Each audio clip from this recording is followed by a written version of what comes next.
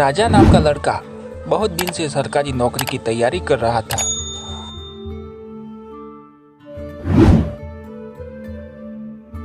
अंत में उसे एक स्कूल टीचर की नौकरी लग गई। जिस स्कूल में उसे पढ़ाने जाना था वो शहर से काफी दूर एक गांव में था, इसलिए उस गांव के आसपास ही एक किराए पर घर लेना पड़ा। लेकिन वो घर भी स्कूल से काफी दूर था। राजा रोज पैदल स्कूल आने जाने लगा।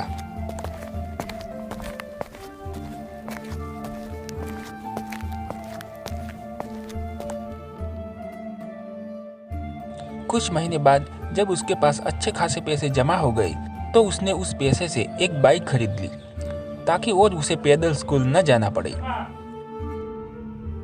राजा जब भी स्कूल जाता और रास्ते में कोई उसे पैदल दिख जाता तो वो उसे अपनी बाइक पर लिफ्ट दे देता।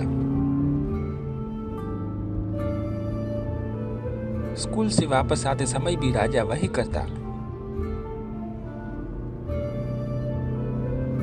ऐसा एक भी दिन न हो जिस दिन उसने किसी को अपनी बाइक पे बिठाए बिना स्कूल गया हो या फिर वापस अपने घर आया हो। उससे जितना हो सकता वो सबकी मदद करने की कोशिश करता। एक दिन जब राजा स्कूल से घर जा रहा था तो उसे एक आदमी रास्ते पर अकेले पैदल चलता दिखा। उसने रोज की तरह उस आदमी के पास जाकर बोला कि आप मेरी बाइक पर बैठ जाइए, मैं इसी रास्ते से जा रहा हूँ, आपको आगे छोड़ दूंगा। वो आदमी खुशी खुशी बैठ गया।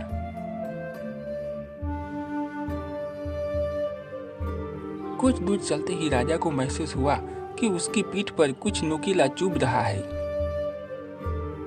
अचानक वो आदमी राजा से कहने लगा, गाड़ी साइड में लगाओ और पैदल अपने घर चले जाओ।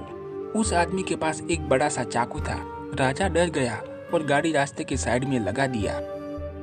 फिर वो आदमी बाइक लेकर चला गया। राजा वहां से अपने घर आ जाता है। राजा बहुत दुखी था और भगवान से बार बार ये कह रहा था, मैंने तो सबकी मदद करना चाहा है, फिर भी मेरे साथ ऐसा क्यों हुआ। और वो अपने किस्मत को कोसते कोसते सो गया।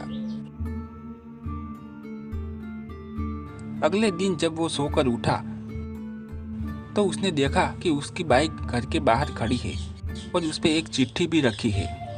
जब उसने चिट्ठी को खोल के पढ़ना शुरू किया तो उसमें लिखा था, मास्टर जी मुझे माफ कर देना, मुझे पता नहीं था आपकी बाइक आसपास के गांव में इतनी पॉपुलर है। जिसने मैं मुझे इस बाइक पर देखा उसने ही मुझे पूछा कि ये तो मास्टर जी की बाइक है, तुझे ये कहाँ से मिला। सबको पता चल गया कि मैंने आपकी बाइक चोरी की है, इसलिए मैं आपको आपकी बाइक लौटा रहा हूँ, हो सके तो मुझे माफ कर देना। इस चिट्ठी को पढ़ने के बाद राजा बहुत खुश हुआ और भगवान का धन्यवाद किया। उसे ये विश्वास हो गया कि भगवान हमेशा अच्छे के साथ अच्छा ही करता है।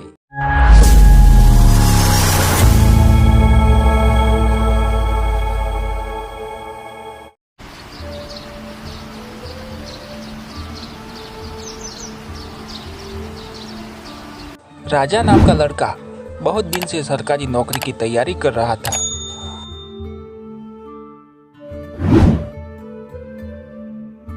अंत में उसे एक स्कूल टीचर की नौकरी लग गई। जिस स्कूल में उसे पढ़ाने जाना था वो शहर से काफी दूर एक गांव में था, इसलिए उस गांव के आसपास ही एक किराए पर घर लेना पड़ा। लेकिन वो घर भी स्कूल से काफी दूर था। राजा रोज पैदल स्कूल आने जाने लगा।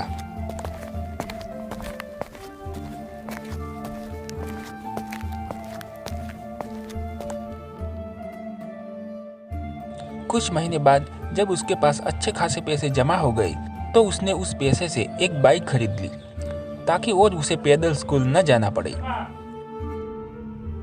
राजा जब भी स्कूल जाता और रास्ते में कोई उसे पैदल दिख जाता तो वो उसे अपनी बाइक पर लिफ्ट दे देता। स्कूल से वापस आते समय भी राजा वही करता। ऐसा एक भी दिन न हो जिस दिन उसने किसी को अपनी बाइक पे बिठाए बिना स्कूल गया हो या फिर वापस अपने घर आया हो। उससे जितना हो सकता वो सबकी मदद करने की कोशिश करता। एक दिन जब राजा स्कूल से घर जा रहा था तो उसे एक आदमी रास्ते पर अकेले पैदल चलता दिखा। उसने रोज की तरह उस आदमी के पास जाकर बोला कि आप मेरी बाइक पर बैठ जाइए, मैं इसी रास्ते से जा रहा हूँ, आपको आगे छोड़ दूंगा। वो आदमी खुशी खुशी बैठ गया।